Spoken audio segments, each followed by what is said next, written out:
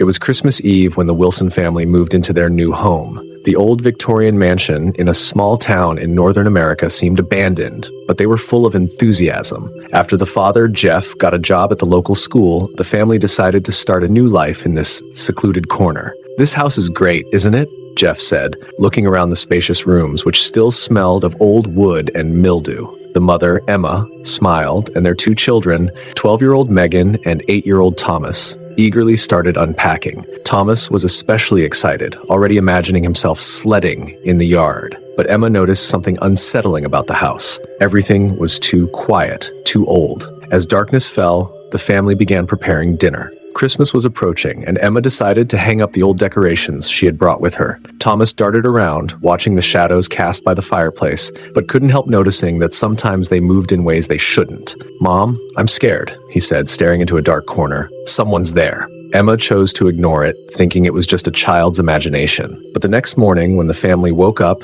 the house still didn't feel cozy. Megan noticed strange sounds as if someone was walking down the hallway, and by evening, food began disappearing from their refrigerator. All of this made Emma increasingly uneasy, but she decided not to panic. "It's just a house with history," she reassured herself. But the closer it got to Christmas, the stranger things became. One evening, as the family sat in the living room, Thomas began quietly crying. He sat on the floor, pressed against the wall, whispering, "He's there, Mom. He's standing there." Emma went to him and looked in the direction he pointed, but there was nothing there, just shadows shifting in the firelight. "You're imagining things, sweetheart," she said, trying to smile, though she felt an odd unease herself. Later that night, when Emma woke to a strange sound in the hallway, she saw a figure standing near the staircase. It was small, like a boy, with its face obscured by dark hair. Emma froze, trying to get a better look, but the figure vanished as soon as she took a step toward it. The next morning, they learned a chilling story from the locals about the house.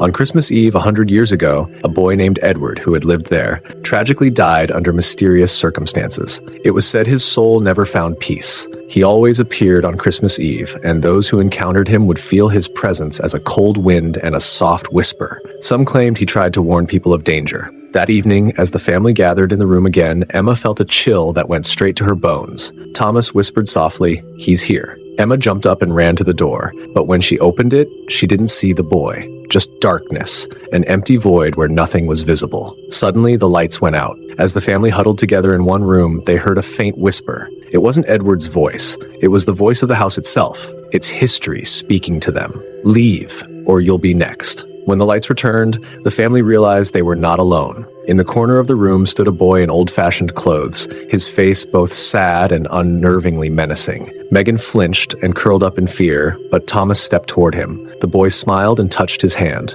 "Will you help me?" he asked. But at the moment, Emma rushed toward her son in panic. The boy disappeared, leaving behind only the faint smell of pine and smoke. Emma stood in the empty room, stunned. Then she noticed something on the edge of the table, a vintage photograph. It was a picture of a boy with dark hair, the very same Edward, holding a toy horse. His eyes were filled with fear.